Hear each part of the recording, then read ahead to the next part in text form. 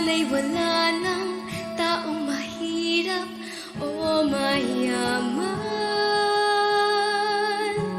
Sana'y isa ang kulay, sana'y wala ng away, sana'y pag-ibig na lang ang isipin ng bawat isa sa mundo.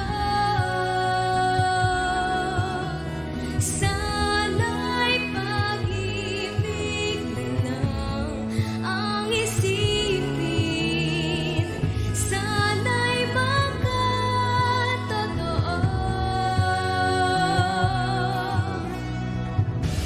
Sana'y laging magbigayan, sana'y laging magmahalan, sana'y pag-ibig na lang ang isipin ng bawat isa sa mundo.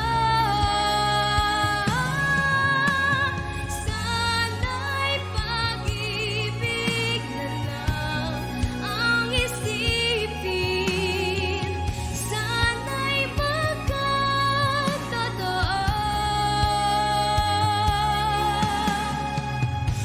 Sana'y laging magbigayan, sana'y laging magmahalan,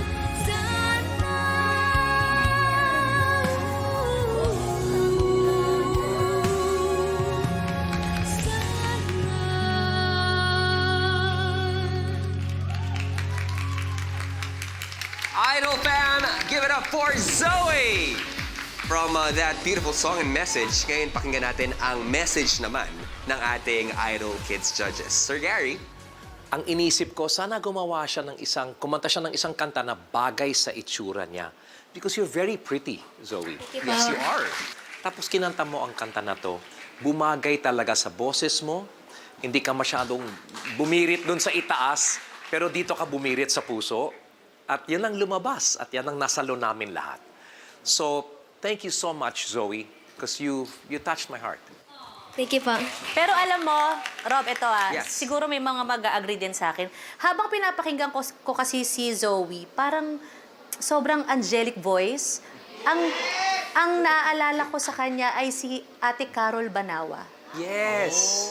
Kasi ganun din kaganda yung boses ni Ate Carol Banawa.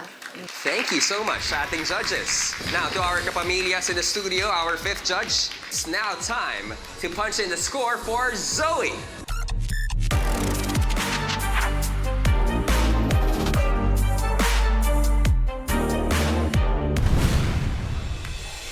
Maraming salamat, Zoe. Palakpakan po natin, Zoe! We'll see you in just a bit.